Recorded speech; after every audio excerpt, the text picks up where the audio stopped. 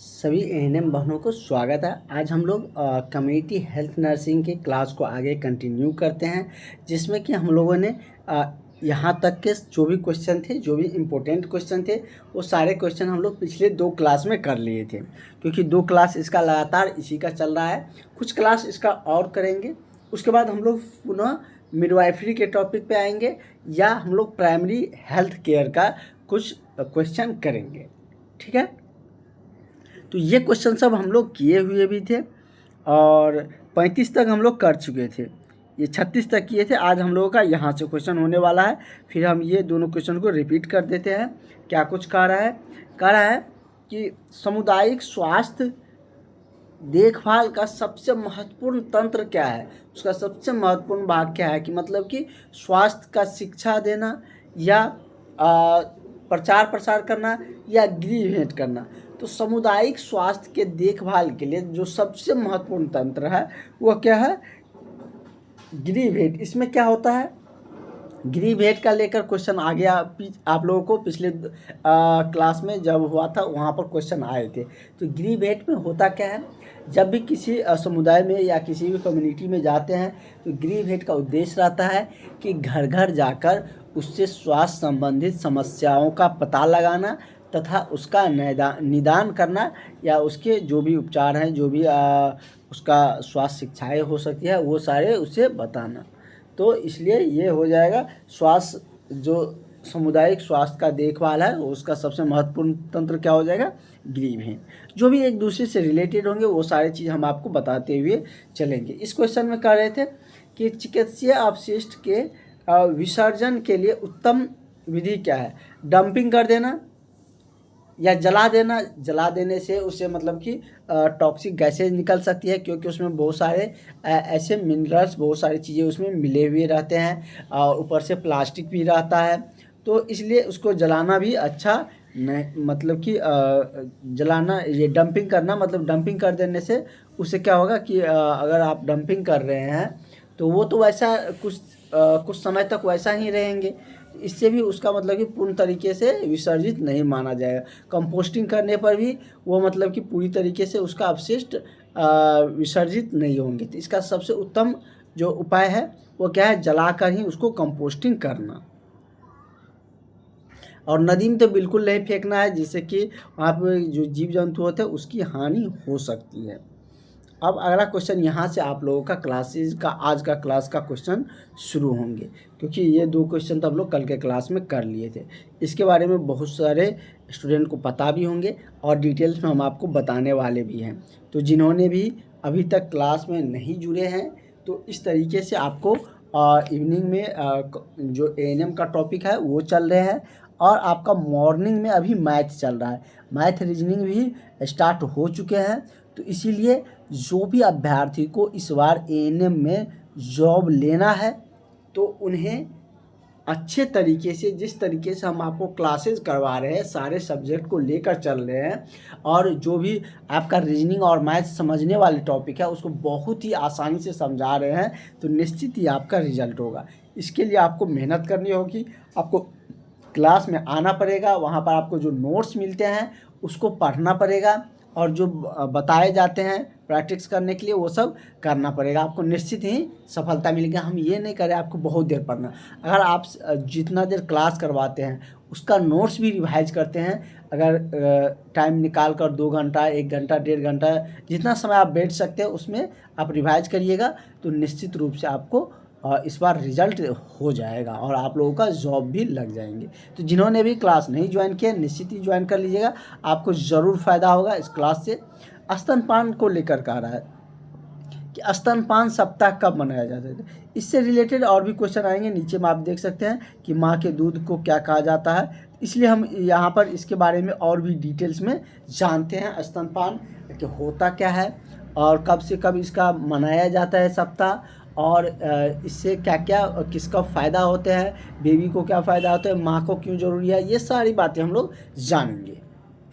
स्तनपान के बारे में हम लोग समझेंगे। स्तनपान मतलब कि जब कोई महिला अपने बच्चे को क्या करता है, दूध पिलाता है, तो उसको क्या कहा जाता है, स्तनपान कहे जाते हैं। ठीक है, तो अब आप लोगों को समझने में कोई दिक्कत नहीं होंगे। जब कोई भी महिला माँ बनता है तो अपने बच्चे को दूध पिलाता है ताकि उसके बच्चे स्वस्थ रहे, क्योंकि बच्चे की ज़रूरत होती है दूध की। चलिए, इसमें सारी चीज़ें आपको लिखा हुआ है, खुद से भी पढ़ सकते हो। वैसे हम आपको एक बार बता देते हैं। विश्व स्तनपान सप्ताह मतलब कि पूरे विश्व में ये मनाया जाता है। क्यों मनाया जाता है? तो इसको जागरूकता फैलाने के लिए। ये नहीं कि अगर कोई महिला वर्क कर रहे हैं तो उसके स्तनपान के लिए, मतलब कि स्तनपान कराने के लिए उसके महत्व न देना चाहिए, या ऑफिस में है तो उसके लिए उसको मतलब कि अलग से जो भी सुविधाएं हो सकती है वो प्रदान नहीं करना चाहिए। तो इन्हीं सब बढ़ावा को देने के लिए स्तनपान सप्ताह पूरे विश्व भर में मनाया जाता है, ताकि इस तरीके से जो भी माँ होती है उसे वो सारी चीज़ें प्रोवाइड सुविधाएं दी जानी चाहिए, या उसको लेकर लोगों को प्रति ऐसा हीन भावना भी न होनी चाहिए। कारण कि प्रत्येक वर्ष अगस्त महीना यही चल रहा है ना, आप समझ सकते हैं ये क्वेश्चन कितना इम्पोर्टेंट है। आपके एग्जाम में यहाँ से क्वेश्चन छपने वाला है और आप लोग फोड़ के आइएगा उस क्वेश्चन को। कह रहा है कि प्रत्येक वर्ष अगस्त माह में 1 से 7 सप्ताह तक जो स्तनपान दिवस है उसे कहा जाता है। 1 से 7 सप्ताह तक मनाया जाता है। इसका उद्देश्य है कि महिलाओं को स्तनपान एवं कार्य को जो दृढ़तापूर्ण एक साथ करने का समर्थन देना, मतलब कि अगर वो स्तनपान करा रहे हैं तो उसको दृढ़तापूर्ण एक साथ उसको समर्थन देना। और ये नहीं कि ये गलत है, मतलब कि वो सही है, उसको बढ़ावा देना, उसको समर्थन देना, ताकि इसका यह उद्देश्य है कि कामकाजी महिला जो काम कर रहे हैं, जो कहीं ऑफिस में वर्क कर रहे हैं, घर पे वर्क कर रहे हैं, तो ऐसी महिलाओं को उसके स्तनपान संबंधित अधिकार के प्रति जागरूकता प्रदान करना, साथ ही कार्य में भी जो भी प्रकार के माहौल होते हैं उसमें भी स्तनपान कराने के लिए महिलाओं को क्या करना चाहिए, तो असुविधा न हो इसके लिए WHO जो वर्ल्ड हेल्थ ऑर्गेनाइजेशन है वो इसके लिए सिफारिश करता है, ताकि नवजात शिशु के लिए जो माँ का गाढ़ा पीला जो चिपचिपा जो युक्त जो दूध होता है वो माँ को क्या होता है, बच्चे को माँ के स्तन से मिलता है, जिसमें कि कोलेस्ट्रॉल मतलब कि संपूर्ण आहार होता है, उसमें कोलेस्ट्रॉल से भरा होता है। जो भी माँ का पीला गाढ़ा चिपचिपा युक्त जो द्रव्य रहते हैं जिसे दूध भी कहते हैं, तो वो मतलब कि क्या होते हैं, स्तन का जो दूध है उसमें क्या होता है, तो कोलेस्ट्रॉल संपूर्ण आहार उसमें होता है, जिससे कि बच्चे के जन्म के तुरंत बाद 1 घंटे के भीतर आपसे क्वेश्चन पूछा जाएगा कि बच्चे के जन्म के कितने देर बाद माँ का गाढ़ा दूध देना, गाढ़ा पीला जो दूध है या माँ का दूध या स्तनपान कराना चाहिए। तो कब, तो 1 घंटे के भीतर शुरू कर देना चाहिए। और यह सामान्यतः कितना चलते हैं, तो 6 महीने की अवस्था तक केवल स्तनपान कराने चाहिए, मतलब 6 महीना तक कोई भी आहार नहीं देना चाहिए। उस समय तक क्या होना चाहिए, केवल बच्चे को स्तनपान करना चाहिए, दूध पिलाना चाहिए। और उसके बाद आंशिक रूप से 5 वर्ष तक मतलब कि 6 महीना के बाद उसको कुछ अर्ध तरल पदार्थ जो भी जैसे कि गाय के दूध ही उसमें कुछ मिलाकर खाने के लिए दिया जा सकता है। और थोड़ा थोड़ा माँ का दूध भी ज़रूरी होते हैं, वो आप 3 वर्ष या 5 वर्ष की अवधि तक पिला सकते हैं बच्चे को दूध। ठीक है, यह बच्चे के लिए क्या करते हैं, पौष्टिक एवं उसे जो प्रतिरोधक क्षमता है रोग से लड़ने का वो बढ़ाता है। ठीक है, इसलिए ना सब कहते हैं कि माँ का दूध बहुत ज़रूरी होता है बच्चे के लिए। चलिए हम लोग क्वेश्चन की तरफ आते हैं। आपका आंसर मिल गया, अब हमें आंसर करने की ज़रूरत नहीं है। तो क्या है, स्तनपान दिवस कब मनाया जाता है, क्यों मनाए जाते हैं, क्या होते हैं, सारी चीज़ हम आपको बता दिए। इसका करेक्ट आंसर क्या हो जाएगा, 1 से 7 अगस्त के बीच में मनाए जाते हैं। ठीक है, तो करेक्ट आंसर आपका ऑप्शन नंबर ए हो जाएगा। अगला क्वेश्चन भी उसी से रिलेटेड है। देखिए कह रहा है, माँ का पहला दूध क्या कहलाता है।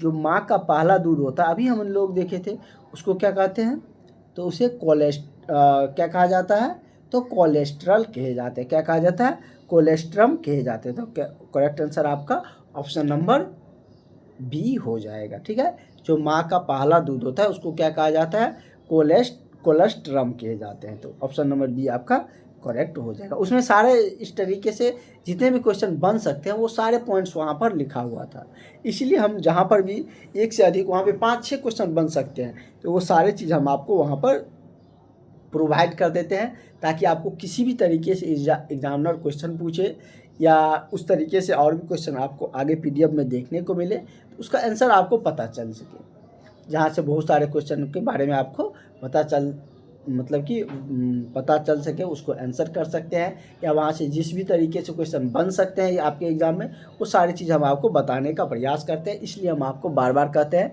कि आपको क्लास में अगर जुड़ा रहना बहुत ज़रूरी है। अगर आपको रिजल्ट चाहिए, इतने अच्छे बेहतरीन तरीके से आपको बताते हुए समझाते हुए आगे की क्लासेज हो रहे हैं। जो भी क्लासेज होता है उसमें बहुत ही डिटेल्स में, बहुत ही बेसिक से समझाया जाता है, बहुत ही शानदार तरीके से आपको सारे पॉइंट्स को क्लियर किए जाते हैं। चलिए हम लोग अगला क्वेश्चन हम लोग पढ़ते हैं। अगला हमारा क्वेश्चन है कि गंदे जल निष्कासन का उत्तम व्यवस्था क्या है। जो गंदा जल रहता है उसको किस तरीके से मतलब कि निष्कासित कर सकते हैं, मतलब कि उसको निकाल सकते हैं। एक तो सोखता गाढ़ा बनाकर, सोखता गाढ़ा मतलब गाढ़ा मतलब इसका मतलब ये है कि जैसे कि टॉयलेट सब बनता है, कोई चीज़ बनता है, उसको पानी के लिए मतलब कि एक बनाया जाता है ना, गाढ़ा ऐसे बनाया जाता है। ये बहुत ताकि कुछ गहराई जितना कैपेसिटी होते हैं उस अनुसार बनाते हैं लोग, और उसमें क्या करते हैं, तो सोखता गाढ़ा का मतलब है कि एक तो होता है कि आप नीचे भी प्लास्टर कर दीजिए ताकि रिसाव ना हो, और जब भर जाए तो इसको मशीन आता है उससे निकाल के पानी और सारे जो भी अपशिष्ट जो भी गंदे हैं जल और उसमें जो भी मिला हो उसे बाहर निकाल दीजिए। एक होता है कि आप इसमें क्या करिए कि बनाइए, लेकिन नीचे प्लास्टर मत करिए, ऐसे बनाइए लेकिन नीचे प्लास्टर मत करिए, वहाँ पे मिट्टी का रहने दीजिए। इससे क्या होता है कि मिट्टी जल को सोख लेता है, उसी को सोखता गाढ़ा बनते थे। इस तरीके से भी गंदे जल का निष्कासन होते हैं। नालियाँ बनाकर हम जल का निष्कासन करेंगे, लेकिन गंदे जल का ये सही तरीका नहीं है। अगला है शाक वाटिका में इस्तेमाल करके, ये भी सही तरीका है। शाक वाटिका में, वाटिका जो होता है उसमें भी इस्तेमाल करके उसका उपयोग जो उसका निष्कासन जो है वो किया जा सकता है। तो करेक्ट आंसर क्या होगा, तो आपका ए और सी दोनों सही हो रहा है। तो ऑप्शन डी में तो दोनों दिया है, ऑप्शन ए और सी भी दिया है, तो आपका correct answer option number D हो जाएगा। ठीक है, क्वेश्चन में जो भी चीज़ें थी समझाने वाले वो हमने आपको समझा दी। अगला क्वेश्चन आपका ये रहा, क्या कह रहा है, कह रहा है कि समुदाय स्वास्थ्य का अर्थ क्या होता है।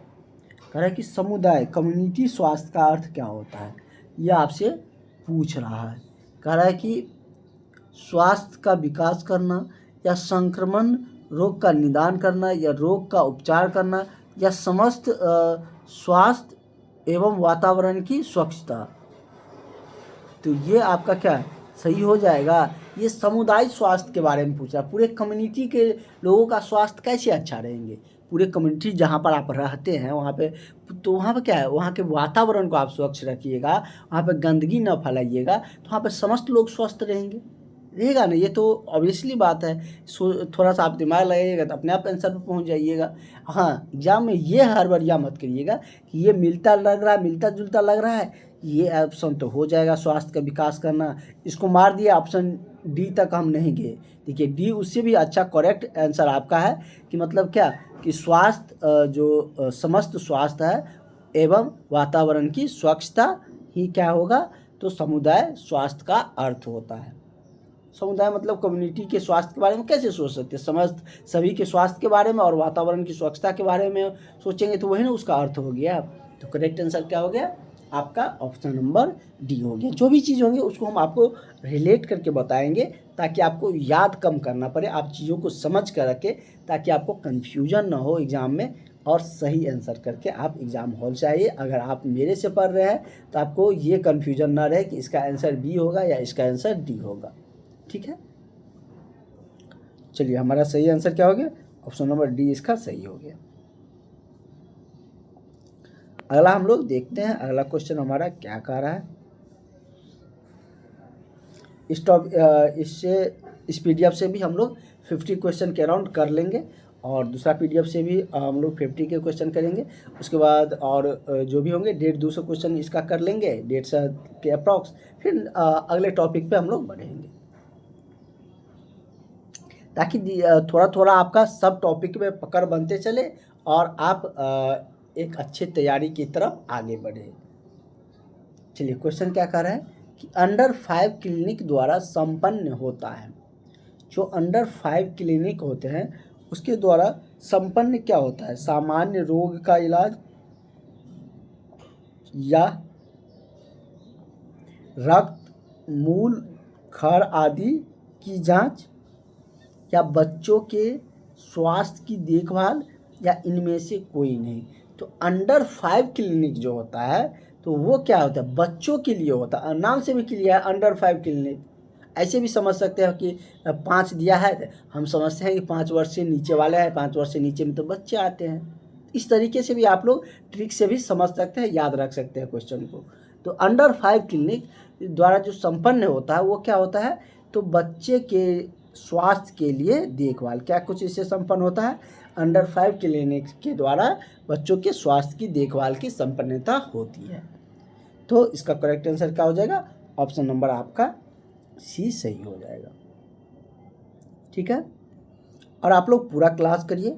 जो भी आपका फ्रेंड है सर्किल में, जो भी आपका कांटेक्ट में होंगे, उसके पास भी वीडियो को ज़रूर शेयर करिएगा ताकि वो भी क्लास में जुड़ सके और भी स्टूडेंट क्लास में जुड़ेंगे, क्लास ज्वाइन करेंगे, तो हमें भी मोटिवेशन मिलेंगे और हम आपके लिए और भी बेहतरीन और भी आपके जोश के साथ आपके लिए वर्क करें और आपके रिजल्ट तक आपके साथ पूरी दमखम के साथ आपकी तैयारी करवाएं। वैसे आपका तैयारी बहुत ही बेहतरीन तरीके से चल ही रहे हैं। चलिए क्या कह रहा है इस क्वेश्चन में, इसको हम लोग समझते हैं। कह रहे कि ओरल पोलियो का जो टीका होता है उसको रखना चाहिए, मतलब कि कहाँ पर, कितना टेम्परेचर पर? यहाँ पर टेम्परेचर दिया गया है ऑप्शन में, तो कहने का वही मतलब है कि ओरल पोलियो का जो टीका होता है उसको रखना चाहिए कितने डिग्री टेम्परेचर पर। ये भी पूछ सकता है कि ओरल पोलियो के टीका को कितने डिग्री के टेम्परेचर पर रखा जाना चाहिए, या उसी का पूछने का अलग तरीका है कि ओरल पोलियो के टीके को रखना चाहिए कितना, 60 डिग्री टेम्परेचर के तापमान पर। ये तो बहुत हो गया, इतना पे तो रहेंगे नहीं, क्योंकि आप देखते होंगे कि पोलियो के टीका को जो लेकर आते हैं एक बॉक्स आता है, वो बॉक्स में लेकर आते हैं। तो उसमें अब कभी आपके मन में जब छोटे होंगे तो अब तो आप लोग समझते होंगे इसके बारे में, क्योंकि आप सबका ये वर्क है, आप लोग को बहुत कॉलेज में बताए गए होंगे।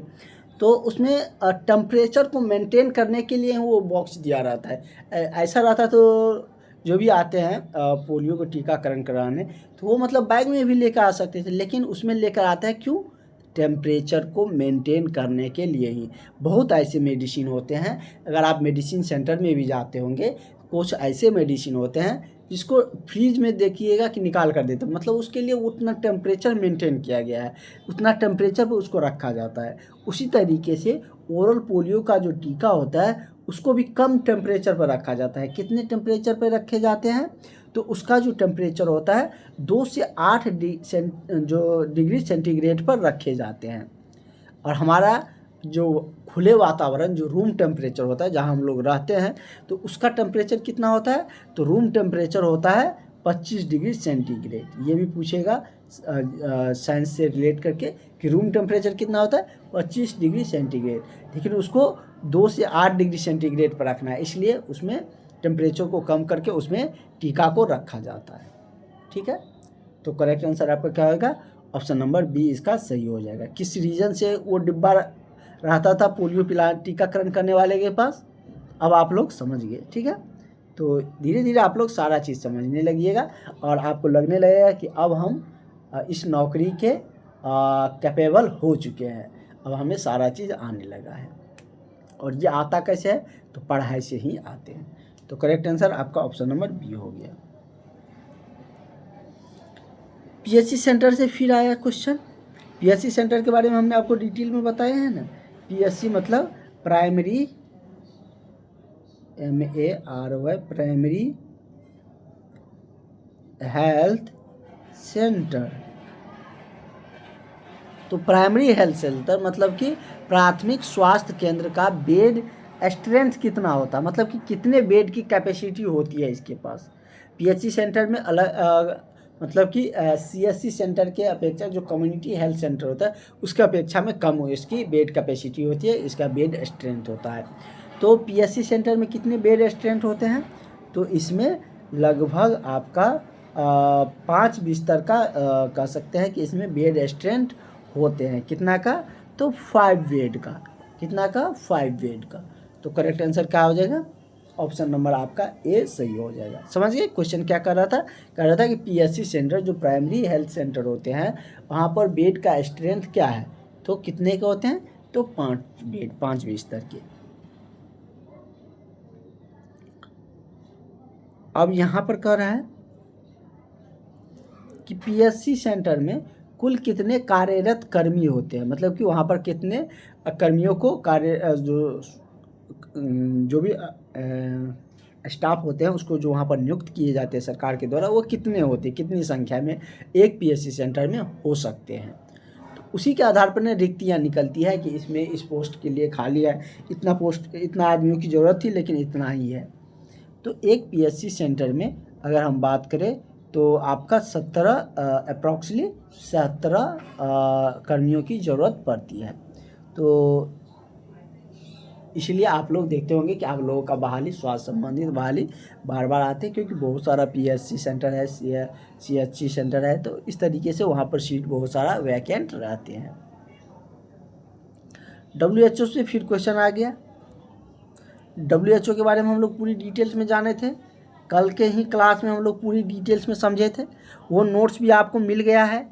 उसमें हमने WHO के स्थापना से लेकर WHO के जितना भी कुंडली थे वो सारे खोल के आपके सामने रख दिए थे, सारे चीज़ हम आपको बता दिए थे कि WHO की स्थापना कब हुई थी। 7 अप्रैल 1948। 1948 आप लोग कभी भूलिएगा नहीं, हमारे देश के आज़ादी के 1 साल बाद इसकी स्थापना होती है। इसका मुख्यालय जिनेवा में है, जो कि स्विट्ज़रलैंड में है, जो प्रमुख मुख्यालय है। और उसके बाद और भी हमने बहुत सारी चीज़ उसके बारे में जाने थे कि वो बहुत सारे स्वास्थ्य संबंधित जो चीज़ों का निर्णय है, डिसीजन लेते हैं। तो उस थ्योरी वाले जो भी पॉइंट्स थे उसमें हमने सारे पॉइंट्स लिख के आपको कल के क्लास में प्रोवाइड किए थे। आज के क्लास में जो नया आज के जो नोट्स थे स्तनपान को लेकर वो आपको मिल जाएंगे, जो पेड क्लास में स्टूडेंट जो है ना उनको ही मिलेंगे। तो इसमें क्या है कि और भी उससे जो भी रिलेटेड रहते हैं वो सारी पॉइंट से आपको मिल जाते हैं। कह रहा है कि WHO का भारत में मुख्यालय कहाँ है। हमने वहाँ पर भारत में मुख्यालय के बारे में भी चर्चा किए थे। तो इसकी मुख्यालय कहाँ पर है? तो न्यू दिल्ली में। वहाँ पर हमने देखे थे कि न्यू दिल्ली में इसका मुख्यालय है। यहाँ पर ऑप्शन में बी दिया गया है, तो नहीं सॉरी ए दिया गया है, ए नहीं होगा बी होगा, ठीक है। इसको आप लोग बी कर लीजिएगा, क्या कर लीजिएगा? बी। तो कहाँ है? भारत में इसका मुख्यालय कहाँ पर है WHO का? तो दिल्ली में है। देखिए ये क्वेश्चन हमारा क्या कह रहा है, बहुत ही शानदार क्वेश्चन है आपका। पिछले क्लास में हम लोग जो कर रहे थे तो उसमें आयोडीन की कमी से होने वाले रोग के बारे में क्वेश्चन पूछा था। उसके बाद और भी डिफिशियंसी से रोग जो डिजीज डिफिशियंसी से क्वेश्चन बनते हैं वो पूछे गए थे। यहाँ पर भी उसी से रिलेटेड एक क्वेश्चन है। कह रहा है कि विटामिन सी की कमी से, वहाँ पे था रतौंधी किसकी कमी से होता है, आंसर कर सकते हैं, कल के ही क्लास में आपको बताए थे। यहाँ पर क्या है, इस तरीके से जो भी विटामिन और जो भी चीज़ों की कमी से जो रोग होते हैं जिस भी डिफिशियंसी के कारण, तो वो सारे क्वेश्चन आपको इस पीडीएफ में देखने को मिल रहे हैं। तो इसमें क्या है कि विटामिन सी की कमी से होता है क्या? रैकेट्स रोग, रिकेट्स जो होता है जिसमें क्या होता है कि हड्डी का टूट फूट जाना, उसको रिकेट्स रोग कहते हैं। उसके बाद है प्लेग्रा, प्लेग्रा रोग है। उसके बाद क्या है? स्कर्वी। तो विटामिन सी की कमी से क्या होता है? तो विटामिन सी की कमी से जो होने वाला रोग है वो प्लेग्रा है। क्या है? विटामिन प्लेग्रा, ये विटामिन डी की कमी से होता है, ठीक है। तो इस तरीके से, और ये स्कर्वी रोग विटामिन बी की कमी से होता है। तो सारे आपको बता दिए, ये विटामिन बी के, ये विटामिन सी के, ये विटामिन डी के कमी से होते हैं। तो इस क्वेश्चन में हमने आपको सारे चीज़ बता दिए, और इस तरीके से आपको यहाँ से 3-4 क्वेश्चन बन रहे हैं। तो एक्सप्लेन करेंगे, चीज़ों को बताएंगे, तो और भी उसके बारे में जो क्वेश्चन बन रहे हैं उसके बारे में भी चर्चा करेंगे, तब जाकर आपका सारे चीज़ों का कंसेप्ट डेवलप होंगे और आप चीज़ों को समझ पाइएगा और अच्छे तरीके से आंसर कर सकते हैं। अब किसी को कोई दिक्कत नहीं होनी चाहिए। अगला क्वेश्चन हमारा, हमने जो तीनों ऑप्शन के बारे में बता दिए किसके कारण कौन से रोग होते हैं। अगला है कि बहुउद्देशीय कार्यक्रम के तहत पदनाम हो गया, क्या बदनाम नहीं है यहाँ पे, पदनाम है, हो गया क्या, अवलोकन, स्वास्थ्य कार्यकर्ता, पुरुष या महिला, या बहुउद्देश्य मतलब एक से अधिक उद्देश्य के लिए जो कार्यक्रम होते हैं उसके तहत कर रहा है, पदनाम हो गया क्या, बहुउद्देश्य कार्यकर्ता महिला एवं पुरुष, या पर्यवेक्षक, जो निरीक्षक जो पर्यवेक्षक होते हैं ना, जो मतलब देख रेख करते हैं, तो वो, या इनमें से कोई नहीं। तो क्या हो जाएगा, तो बहुउद्देशीय कार्यक्रम के तहत जो पदनाम हो गया वो क्या है, उसका पदनाम हो गया क्या कि बहुउद्देशीय कार्यकर्ता पुरुष एवं महिला, कार्यक्रम जो था उसका क्या हो गया, बहुउद्देशीय कार्यक्रम के तहत इसका पदनाम हो गया बहुउद्देशीय कार्यकर्ता पुरुष या महिला। तो करेक्ट आंसर आपका ऑप्शन नंबर बी इसका सही हो जाएगा। अगला क्वेश्चन है, आज क्वेश्चन कर लेते हैं, जितना हो सकता है उतने ज़्यादा क्वेश्चन हम लोग करेंगे। लोहे की कमी से होता है क्या,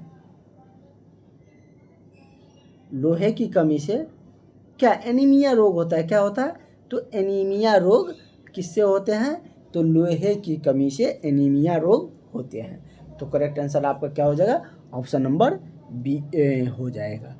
ये सब भी किसका क्वेश्चन है, तो डिजीज डिफिशियंसी का है, तो मतलब कि किसकी कमी से कौन सा रोग होते हैं।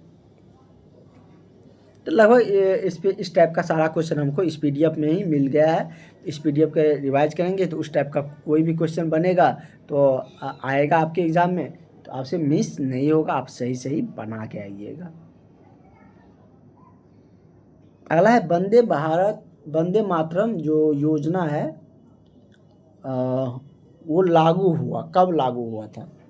ये एक तरीके से योजना, जैसे सरकार बहुत सारी योजनाएं लागू करते हैं ना, अभी जैसे बिहार में इलेक्शन है तो नीतीश जी बहुत सारी योजनाएं लागू कर रहे हैं, और जो पहले से भी बहुत सारी योजनाएं चल रहे हैं, जैसे क्या लाडली बहना योजना सब आप लोग देखते होंगे ना कि दूसरे राज्य में भी चल रहे हैं, यहाँ पर कन्या उत्थान योजना बिहार में चल रहे हैं। तो इस तरीके से बहुत सारी योजनाएं होती हैं। इसी तरीके से है वंदे मातरम योजना लागू हुआ, कब हुआ था, ये योजना लागू हुआ था 9 फरवरी 2004 को। कब हुआ था, 9 फरवरी 2004 को। तो correct answer option number B हो जाएगा। यहाँ पर है कि RCH फेज सेकेंड कार्यक्रम का शुरुआत कब हुआ था, तो इसकी जो शुरुआत हुई थी ये आपको 1 अप्रैल 2006 को शुरू हुआ था। कब हुआ था, तो 1 अप्रैल 2006 को RCH फेज सेकेंड की कार्यक्रम की शुरुआत हुई थी। पल्स पोलियो के बारे में है कि पल्स पोलियो कार्यक्रम आरंभ कब हुआ था, तो ये आरंभ हुआ था पल्स पोलियो का कार्यक्रम 1995 में। कब हुआ था, तो पल्स पोलियो कार्यक्रम 1995 में आरंभ हुआ था। ठीक है, अगला है थोड़ा इसमें आपको जीके टाइप क्वेश्चन जो ईस्वी से है रिलेटेड, वो इस टॉपिक से देखने को मिलते हैं, और सिर्फ इसी जो टॉपिक में, अगला कोई टॉपिक में आपको ये नहीं मिलेगा। कह रहा है कि विश्व में परिवार नियोजन कार्यक्रम किस देश में पहले शुरू किया गया था, तो पहला जो परिवार नियोजन कार्यक्रम शुरू हुआ था वो भारत में ही हुआ था। कहाँ हुआ था, तो भारतवर्ष में ही हुआ था। इसकी शुरुआत विश्व भर में जो परिवार नियोजन कार्यक्रम जो पहल हुए थे, पहले जो शुरू किया गया था वो भारतवर्ष से ही किए गए थे। तो करेक्ट आंसर क्या हो जाएगा, ऑप्शन नंबर। और कब शुरू किया गया था, ये हमने इस जो पीडीएफ का क्लास हम लोग कर रहे थे इस टॉपिक का, कम्युनिटी हेल्थ नर्सिंग का, फर्स्ट क्लास में ही आया था। तो वहाँ से आप लोग उस क्वेश्चन को देख सकते हैं, रिवाइज भी कर सकते हैं। ठीक है, तो अभी तक जिन्होंने भी क्लास नहीं ज्वाइन किए हैं वो सारे स्टूडेंट ज़रूर इस नंबर पर कांटेक्ट करके आप लोग क्लास में जुड़ जाइए। आपको क्लास में जुड़ने पर लगेगा कि मेरा रिजल्ट इस बार हो जाएगा। इस तरीके से हम आपको तैयारी करवा रहे हैं सभी विषयों की, चाहे टेक्निकल हो चाहे नॉन टेक्निकल हो। तो आप लोगों को अगर इस बार रिजल्ट चाहिए, इस बार अगर रिजल्ट लेना है, एएनएम की जॉब करनी है, तो आपको यहाँ पर क्लास ज्वाइन करना पड़ेगा, तब आपको रिजल्ट सुनिश्चित हो पाएगा। ठीक है। तो इस तरीके से आपका जो क्लासेज है सुबह और शाम दोनों की क्लासेज बहुत ही बेहतरीन तरीके से चल रहे हैं, और आगे की भी क्लासेज और जो भी इन्फॉर्मेशन होंगे, जो भी जानकारियाँ होंगे, वो आपको क्लास के ग्रुप के माध्यम से भी और सारी चीज़ें मिलते रहेंगे, ठीक है। तो आगे की जो भी जानकारियाँ होंगी और कोई किसी को कोई दिक्कत हो तो वो आप बता भी सकते हैं। तो मिलते हैं हम लोग नेक्स्ट क्लास में। Thank you.